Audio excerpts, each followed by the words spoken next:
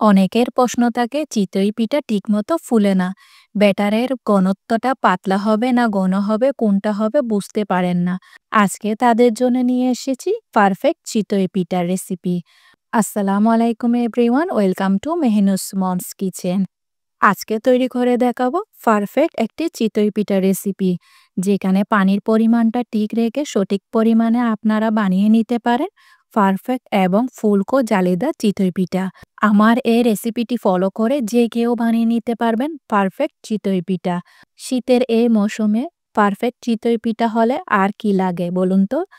তাই আমি নিয়ে নিয়েছি 2 কাপ চিনি গুঁড়া চাল। এটাকে আমরা পোলাও চালও বলে থাকি। আপনারা চাইলে আতপ চাল দিয়ে করতে পারেন, তবে বেস্ট রেজাল্ট পেয়েছি আমি চিনি গুঁড়া চাল দিয়ে বা পোলাও চাল দিয়ে করে। চালে অনেক ময়লা থাকে, তাই ভালো করে 2-3 বার পরিষ্কার পানি দিয়ে ধুয়ে নেবেন। চালটিকে ধুয়ে নেওয়ার পর এবার পানি দিয়ে ভিজিয়ে রাখতে হবে প্রায় 5 থেকে 6 ঘন্টার জন্য। যদি হাতে বেশি সময় থাকে তাহলে সারা রাত এই চালটাকে ভিজিয়ে রাখতে পারেন। আমি 5 থেকে 6 ঘন্টা পর ভিজিয়ে রাখা চালটাকে উঠিয়ে একটি স্ট্রেনারে রেখে দিয়েছি পানিটি ঝরে যাওয়ার জন্য। পানিটি যখন ঝরে যাবে আমি একটা ব্লেন্ডার জার নিয়ে নিয়েছি। ব্লেন্ডার জারে চালটাকে দিয়ে দিলাম। ব্লেন্ডার জারে সম্পূর্ণ চালটা দিয়ে দেওয়ার পর এখানে দিয়ে দিয়েছি আমি 1/2 কাপের মতো রান্না করা ভাত। এখানে আমি 2 মুঠো পরিমাণ রান্না করা ভাত দিয়ে দিয়েছি। চিতই পিঠা রেসিপিতে রান্না করা ভাতটি অবশ্যই দেওয়ার চেষ্টা করবেন, তাহলে পিঠাটি হবে অনেক সফট।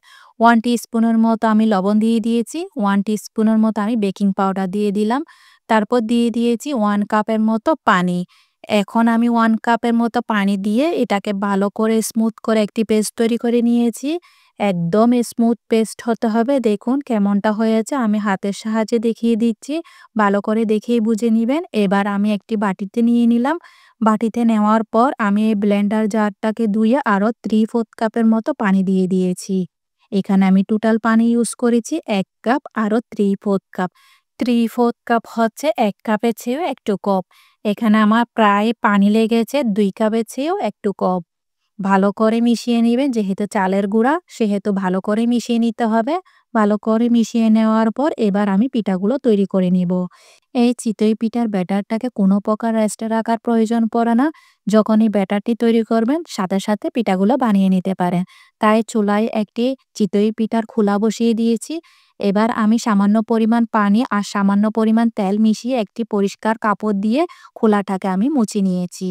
মুছে নেওয়ার পর এই খোলাটাকে ভালো করে সম্পূর্ণভাবে গরম করে নিতে হবে। চুলার আঁচ একদম হাইতে রেখে যখন খোলাটি গরম হয়ে আসবে তখন এখানে পরিমাণ মতো ব্যাটার দিয়ে দিয়েছি। আমার এই চিতই পিঠার মোলটাতে একসাথে প্রায় 60টি পরিমাণের চিতই পিঠা একসাথে হয়ে যাবে। এবার চুলার আঁচ একদম মিডিয়াম টু হাইতে রেখে কুক করে নিব 10 মিনিট। মাশাআল্লাহ, পিঠাগুলো দেখতে অনেক জালিদার হয়েছে, একদম ফুলকো হয়েছে। এভাবে করে আমি সব পিঠাগুলো তৈরি করে নিয়েছি। প্রত্যেকবার পিঠা দেওয়ার আগে ছাঁচটাকে ভালো করে গরম করে নিবেন। তারপর তেল আর পানির মিশ্রণ দিয়ে ভালো করে মুছে নিবেন খোলাটাকে। তারপর ব্যাটার দিয়ে পিঠাগুলো তৈরি করে নিবেন। দেখতেই পেলেন আমার পিঠাগুলো কতটা সফট হয়েছে। আপনাদেরকে আমি একটি পিঠা ভেঙে দেখিয়ে দিচ্ছি কতটা জালিদার হয়েছে ভেতরে। পানির পরিমাণ ঠিক রেখে এই পিঠাগুলো তৈরি করলে হবে অনেক সফট এবং জালিদার। দেখতেই পেলেন কতটা জালিদার হয়েছে। অবশ্যই চিনি গুঁড়া চালটা নেওয়ার চেষ্টা করবেন।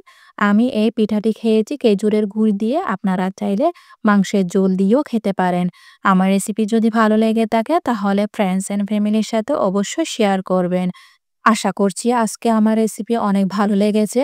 আজকে তাহলে এ পর্যন্ত, দেখা হচ্ছে নতুন আরেকটি রেসিপি নিয়ে। সে পর্যন্ত ভালো থাকবেন, সুস্থ থাকবেন।